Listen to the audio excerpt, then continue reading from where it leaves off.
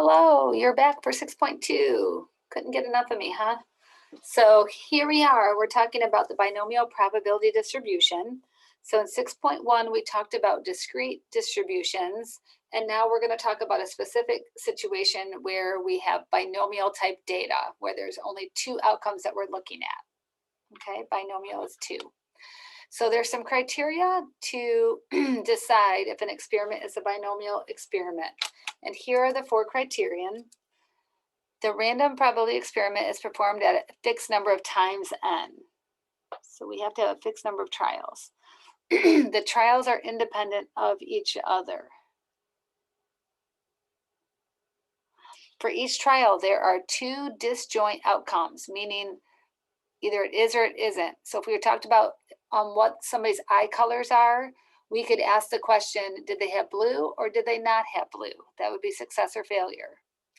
And then we always write out where X is the number of successes in n trials, and we always give it in this inequality format. The last criterion is the probability of success is consistent for each trial of the experiment. So we have some probability of success P, and then Q is 1 minus P, the complement, which is the probability of failure. And then these are the required things that I'm asking you to give me. N, P, and Q will be in numbers. S, F, and X will be in words as you describe up above. Okay, so let's go through an example together. It says a student takes a multiple choice test that has 10 questions. Each question has 5 choices, only one of which is correct. The student guesses randomly at each answer. Explain how this experiment is binomial and identify N, P, Q, S, F, and X. Okay. So one is our fixed number of trials is 10 questions. And then how they guess on each question is independent.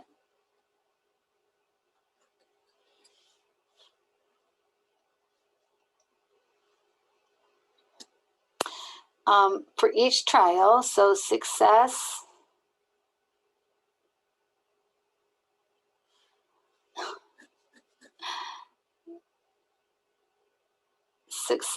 is they answered correct. Failure is incorrect. Sometimes, though, a success might be finding a bad part. So you have to pay attention to what the scenario is. Then the fourth is the probability of success. They said that one of the 5 questions is correct. So that's 1 in 5, or 0.2 is correct. So the probability of failure, which is Q, is 1 minus 0.2, or 0.8, and 0.2 is P.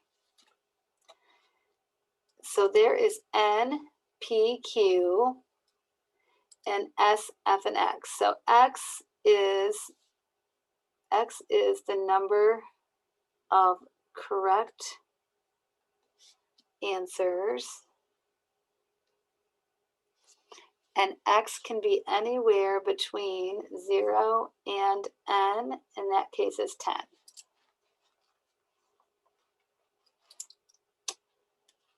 Okay. Let's go on to the next page. So example 2 says, determine which of the following probability experiments qualify as a binomial experiment. For those that are binomial, identify these pieces. If it is not, explain why not. So it says we have a loaded die that has all 6 numbers, but is weighted in such a way that it tosses the number 2 75% of the time. We toss the die and record the number of rolls it takes to obtain the 2. Well, I see 2 issues with this. One is there's not a fixed n number of trials because they're just going to keep rolling until they get a 2. And the probabilities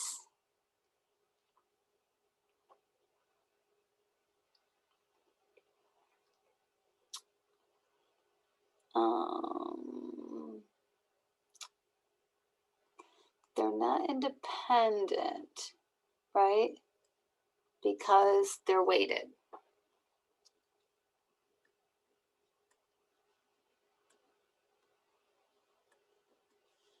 Well, they're independent from each other. So that one is okay. Independence is okay. It's really that there's not a fixed number of trials. What about B? According to a 2017 biomedical research paper, 81% of people who have coronary bypass surgery are over the age of 60. 20 random coronary bypass patients are sampled, and the number who are over 60 is recorded. So let's see if this works. So our N trials would be, there are 20 people, 20 patients, right?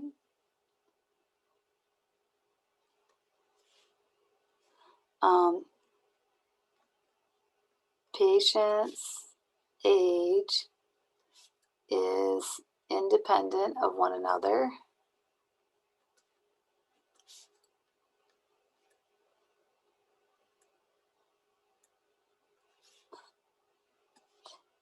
Success in this case would be 60 plus in years for their age, and failure would be less than 60 years old. And then the probability, P, is 0.81 of success. And Q is equal to 1 minus 0.81 or 0.09. And that's the failure probability. And so X is number over 60 years, and X can be anywhere between none of them were over 60 all the way through all 20 of them were over 60. So that one is a yes. Yay. Let's look at the last situation. It says a jar contains 5 red marbles, 9 blue marbles, and 6 green marbles. You randomly select 3 marbles from the jar without replacement. The random variable represents the number of red marbles chosen. Okay, so we have N is 5, 9, and 6. So 5 and 9 is 14, so 20 marbles.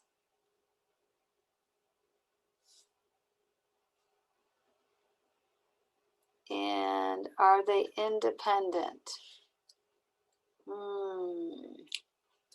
No, yikes, they're not. Because we're picking the marbles out of the jar, 3 marbles without replacement. So every time I take a marble out, my probability changes. Each time I draw a marble,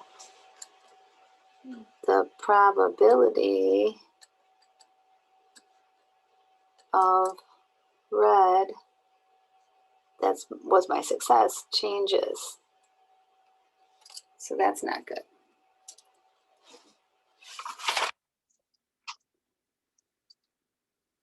Okay, let's dive into this a little more.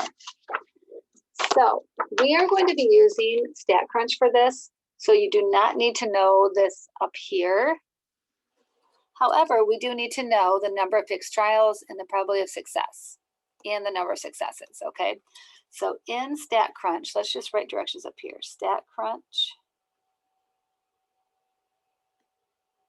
you're going to go to, I'm going to show you for just a moment. So go ahead and open your StatCrunch up. That will help us. So in StatCrunch, we're going to go to Stat, and we're going to go to Calculators. And in Calculators, we're going to choose Binomial. So Stat, Calculators,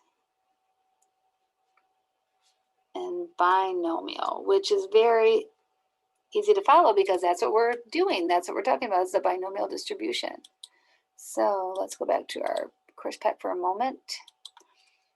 And it says a student takes a multiple choice test that has 10 questions. Each question has 5 choices. only one of which is correct. The student guesses randomly at each answer. So we have some things here that we filled in the blank. Some different x values, the individual probabilities, and their cumulative probabilities. We technically could work backwards here because we know a cumulative probability takes the previous cumulative and adds the next individual probability to get to that cumulative. So we could subtract 0.3758 minus 0.1074 to get 0.268. Then we could take this cumulative and add 0.302 to get 0.6778. And again, add the next 0.2013 to get 0.8791. And then we know that they all, with this additional last individual probability of getting 10, all 10 of them correct, if you guess on this multiple choice question, would be 1.0. And we can just stop describing this right here. Okay. Oh, and then this one here, 0.9991, if we subtract 0.9936, we would get 0.0055. But we can find this using the calculator and StatCrunch. So our 10 questions, right? Each question has 5 choices. One is which is correct. So n equals 10 and p equals 0.2, just like in the last example. And we want to find out what's the probability that they got one of the 10 correct. So we're looking for this 0.268. So let's just go to StatCrunch on your device, and we're going to go to Stat and Calculators and choose Binomial. And down here, we're going to put in n is 10, and my probability of success is 0.2. And I want to find exactly equal to only one of them being correct. Okay, so our sample is there's 10 trials, 10 questions. There's a 20% chance of guessing them each correctly, and I want to know what's the probability of getting one of them. And so one of them would be compute, and that is 0.268. Now, if we looked at the next one where we filled in the next row for x equal to 2, and we filled in the cumulative at 0.6778, that's because that's a less than or equal to 2, because we're including all the individual 0, 1, and 2. So let's go ahead and change this inequality here to less than or equal to, and change this to 2, and see if we get 0.6778. That's so exciting. So let's go to our course pack for a moment here and just jot down this discovery. So this is going to be an equal for all the individual, and this is going to be a less than whichever one we're looking for. So we use a less than or equal to 2 here. So the next page, on page 169 in your course pack, is a very helpful table. You'll notice that this identical table is in our yellow packet from the course pack. The only thing is we do not need this at all anymore if you're not using your TI-84, which is awesome. These phrases will help us with these inequality symbols, of which we need the inequality symbols for StatCrunch, okay? So let's go through A, B, C, and D for a moment and put these into the inequalities, and then we'll go to StatCrunch and see what we can come up with. So again, we have our student taking a 10-question multiple choice test. Each of the 5 has 5 choices, one of which correct. So n is equal to 10 and p is equal to 1/5, which is 0.20. So describe what P of 4 is in words and find its value. So this is the probability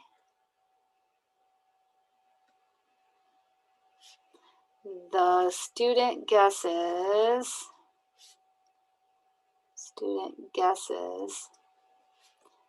exactly 4 questions correct. So the probability of x equal to 4 is what they're saying here. This one says the probability, I'm going to make that short, the student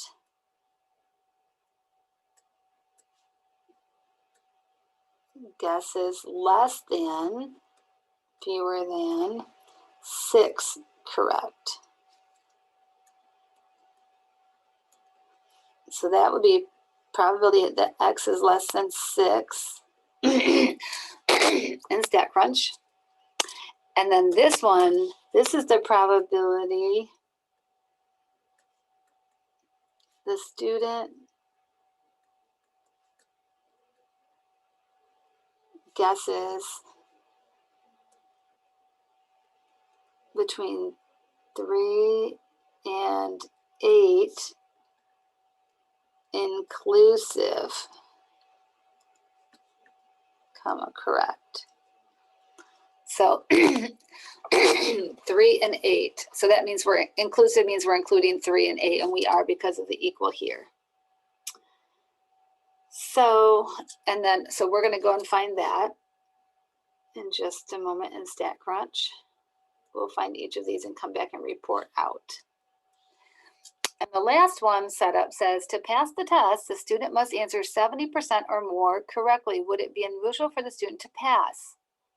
70% or more. So 70% of the 10 questions is 0.7 times 10, or 7 questions. So they need to get the probability of x greater than or more. So greater than or equal to 7, right? 70% or more. So we're looking for a greater than or equal to.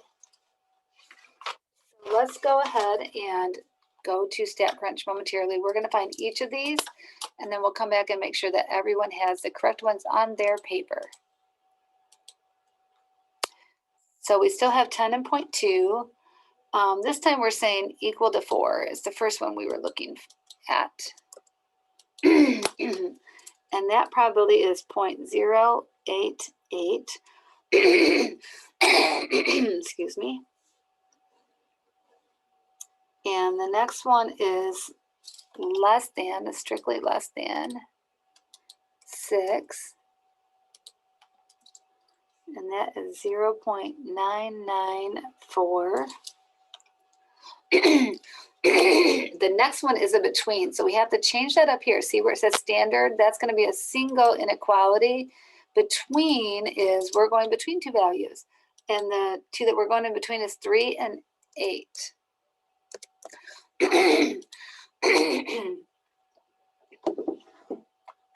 And that probability is 0.322.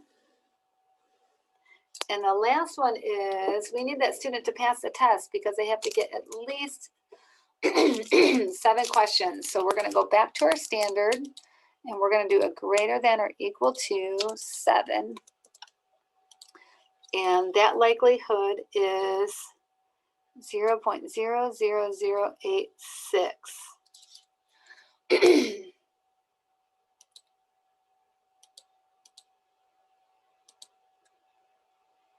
So here they are, 0.088, 0.994, 0.322, and the last one was 0.00086.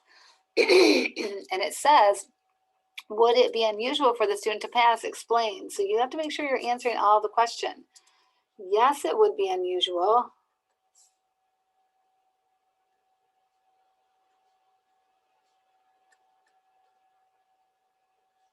And that's because it's less than 5%.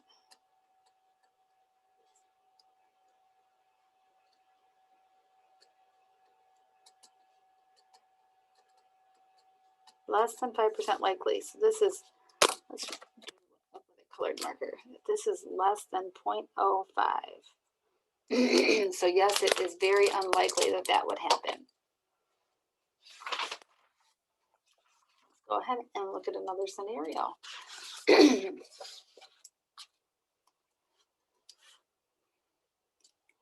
So it says, according to a 2017 biomedical research paper, 81% of people who have a coronary bypass surgery are over age 60. So this is one of our examples earlier. 20 random coronary bypass patients are sampled, and the number who are over 60 is recorded. Find the following: N and P. That gets us started. So N is the 20 patients, and the probability of success is, they said that 81% of them, so 0.81, are over 60. The probability that fewer than 15 are over 60. So let's just see the probability that X is less than 15. The probability that more than 13. This is strictly less than, strictly more than. The probability that the probability that at most 13, at most, that's a tricky one. At most is up to and through 13. So X is less than 13. X is less than or equal to 13. So probably that at least 18. So this one is X is greater than or equal to 18. F is the probability that between 12 and 15 are over 60.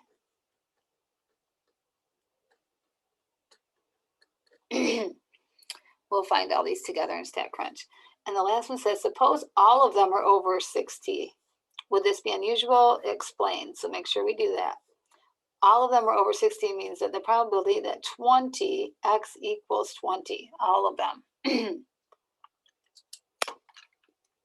So let's just take a minute and go to StatCrunch, and we'll find these together and come back and we'll document together on the paper once we're all done. So now our N is 20, our P is 81, and the first one we're looking at is strictly less than 15, and that is 0.164.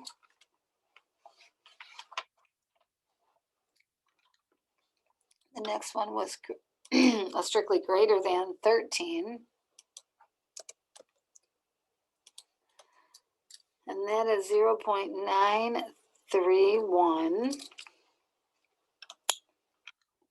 The next one was less than or equal to 13, and that is 0.0689, 0.069 if you'd like to round that too. The next one is a greater than or equal to 18, and that comes out to be 0.2386. And then we have a between, so let's go up to the between, and we're between 12 and 15.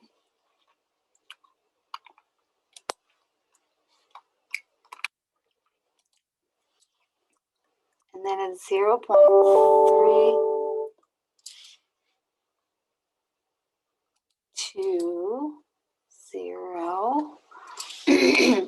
And the last one is an equal to. We want to know what's the likelihood that all 20 of them were over 60. So that's an equal to 20. Which is 0.0147. Okay, so let's go back to our paper and document this. Make sure we're all together. There they are.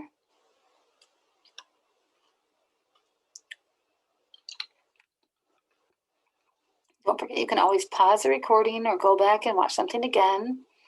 And this last question, don't forget, it says, would this be unusual? Explain. And yes, because again, it's less than 0.05 or 5%.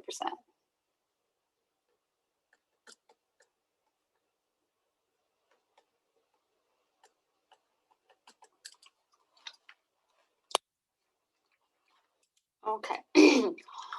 So in 6.1, we talked about how to find the mean or the expected value of a discrete distribution.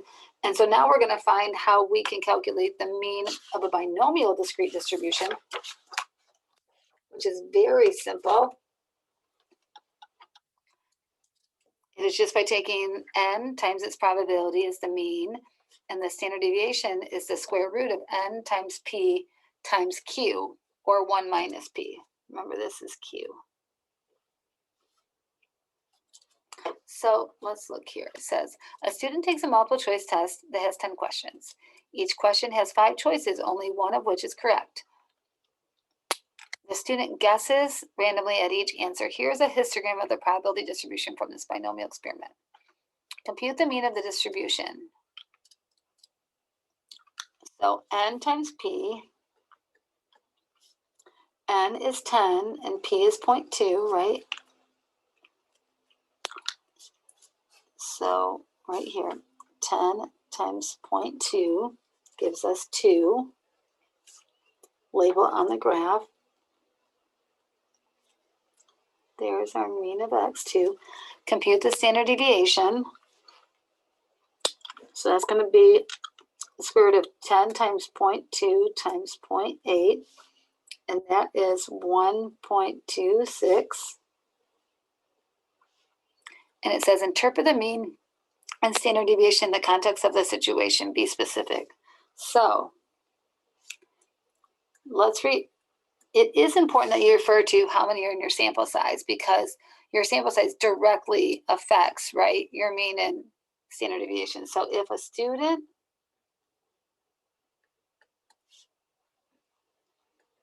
were to guess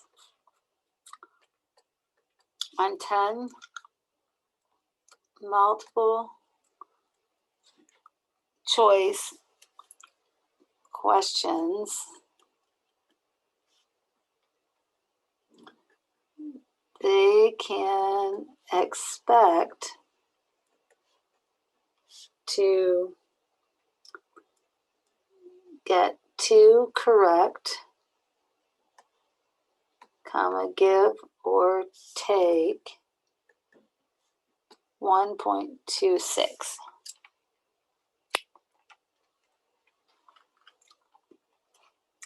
What is the shape of this distribution? Well, I'm going to go here, and then it's a little down here. So I think it looks a little skewed, right? Explain why it makes sense in the context of the situation. So the majority of people are going to guess and get fewer of them right. Then it's going to be very rare to guess more of them correct.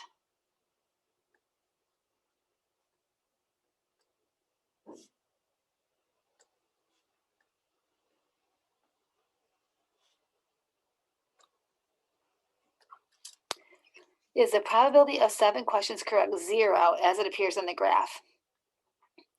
No.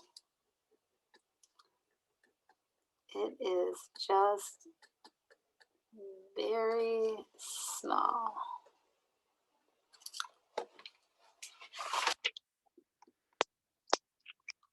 Let's look at the last question. Last page. So the last page, we give you 3 distributions, histogram, probability distribution histograms, and ask you to, for each of them, they each have a sample of 100. All 3 have a sample of 100, and we need to pick which one refers to a probability of 0.3, which one refers to a probability of 0.5, and which one refers to a probability of 0.7.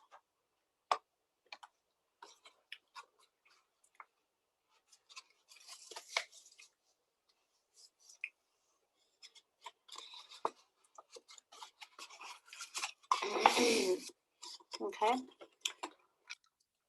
So if we look at that, the mean, right, the center of our data should be kind of in that high point. So let's just see. So if we had 100 and a probability of 0.3, our mean would be at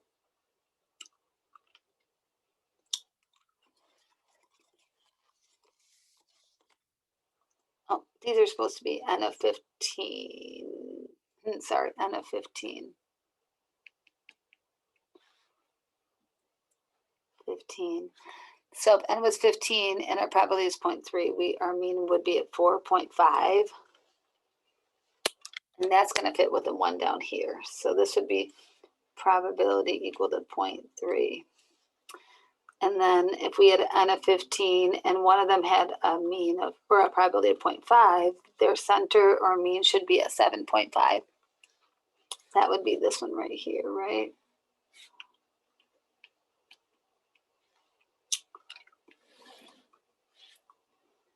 And that must be, this one is 0.7, but let's just prove it. So mean of x is equal to 15 times 0.7, which would be a mean of 10.5, and that makes sense. So this is the probability of 0.7. So kind of using the knowledge that the center of our histogram is where our mean should be. And that concludes lesson 6.2, and we'll see you in a bit for 7.1.